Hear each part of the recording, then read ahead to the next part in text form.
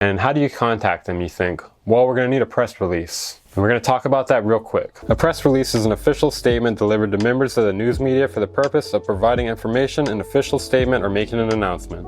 A press release is traditionally composed of 9 structural elements, including a headline, introduction, body, and other information. I'll include a link to a video down below to create a press release. Alright, now we're going to talk about release parties. Another great idea is to do a release party.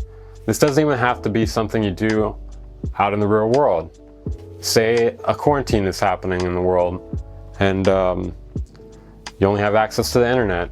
A great way to do that would be with twitch.tv or Discord or even YouTube. There's a million ways you could interact with your audience and possibly get them hyped up for your album. This is something you can do on or offline though. Did I mention that already? Did I mention you can do this on or offline? Next, we're going to continue promotion.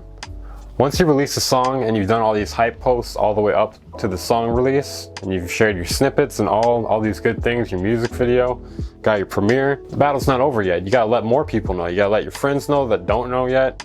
You gotta look for more blogs, more potential curators. Let's say you couldn't secure any playlist placements beforehand. You're gonna work on trying to get some after the album or song is released. And there's a million ways to find more promotion, including investing money, just investing time. You can try looking for influencers to use your music in the intro or outro. Even just getting credit can actually do a lot for you, especially if they have a really large following. If you can get paid, that's even better. Some YouTubers actually prefer to pay people because they don't want you to expose them later on. So it's actually not that hard to find someone to pay you for it. One thing about dealing with influencers though, they do not like copyright. So if you're gonna do some sort of work with them, make sure it's completely copyright free on your end, or wherever the source material. All right, and here are a few more things to think about. One thing I've noticed is the more frequently you release music, the less of a big deal it'll be to your audience when you release music.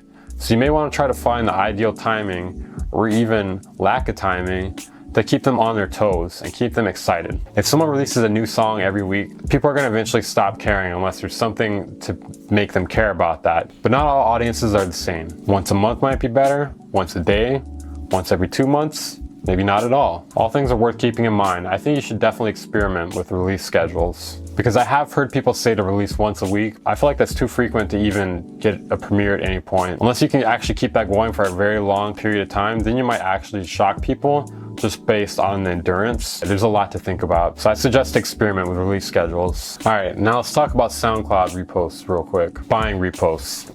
No. What if that's a good deal? Still no. What about trading reposts? Alright guys, that's it for this video. Hopefully you guys learned something about self-releasing music.